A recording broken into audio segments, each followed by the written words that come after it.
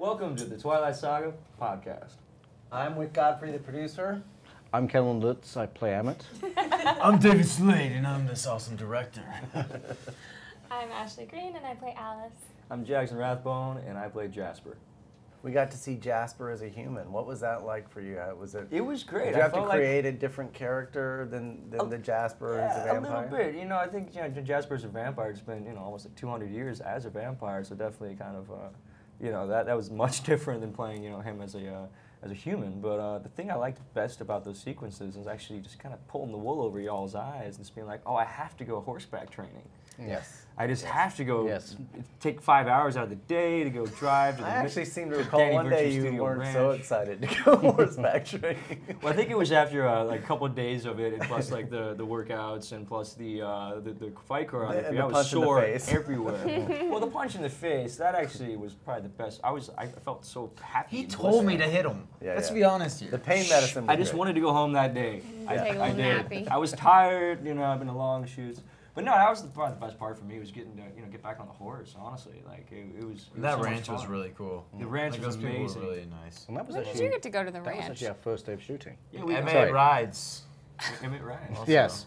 No, we actually, Danny Virtue was the guy who was training. Danny was great. He has the Virtue Foundation. Yes. And Kellan, Bryce, and I all went down and kind of supported. That's right. That festival thing was cool. It was amazing. It was amazing. All the stunt guys get together and put on this amazing show for the local children's hospitals. So, the Virtue Foundation is amazing. People should check it out. Virtue Foundation. Virtue Foundation. That was actually your first day of shooting, right? So the very first day was you on the horse. It was amazing. And for me, just to take a separate perspective as a director, to actually come out on the first day in our big epic wide shot, and there you are on the horse. I was just like, all the hairs on the back of my neck stood up. It was like a wonderful moment. And to be on the first day, it was like, nothing's going to be the same again now.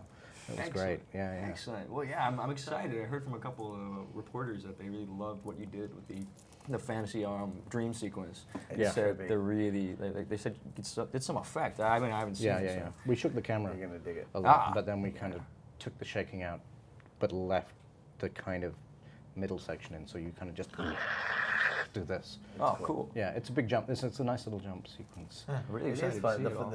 It's fun that you guys do so much of your action and your stunts, but it does create a problem when we're shooting second unit and first unit at the same time, and we want you on first unit to do your scenes, but you guys are like, let me go do the action scenes. I don't want him doing my action scenes, so it becomes a balancing act. But it's rare to be working on a movie where the actors do so much of their action, and you keep telling the stunt guy, like, just go back to your trailer. They're gonna do it. I have a question for you. I haven't seen the movie yet, but did you develop something new for this movie? Or in all your movies, you do something. There's quite a lot of new stuff actually in this film. The running, for one thing, has not really been done like that. That was something brand new. Our wolves are very much transformed, and much more kind of darker. Well, they're just a little more like they live in the world. It was important to me not for them to be kind of this big heroic kind of beast that moved around, but just to be part of the scenery, which kind of made them more natural. And I think the sparkly effects, we kind of added a lot more kind of. I love the idea that when you vampires sparkle, although you're cold as ice, if like Bella's close to you, she gets some warmth, some reflected back from the sun. So that was one of the ideas, and there was a bunch of stuff that we've done. I definitely think the reality with which you captured vampire speed is one that I think is going to surprise people and make them go, oh, now that's cool. We finally got it right. There's more action, but there's also more just general dis-ease and suspense through some of the scenes that isn't, kind of, it's surprising. You really feel Bella's kind of jeopardy in a lot of scenes. Tension. And there's blood stuff, and Yeah, and actually the vampire speed training stuff actually is kind of new too, because it's kind of subtle. You kind of don't even know there's an effect going on until you kind of think about it. But I kind of like that about it. People move really quickly, but it's not like the whole film speeds up. It's just one person moves really quickly, and it's subtle, and you kind of like I remember early on, you guys going, "Where's the effect?" And I'm like, "You just saw it," which is the best kind of effect. No, that's the best kind of effect. Yeah. It's cool. One of the things I really loved about the script and getting to shoot it with you guys was just getting into the backstory and the way you set it up, especially that, like you said, the first day of shooting, you shot day for night.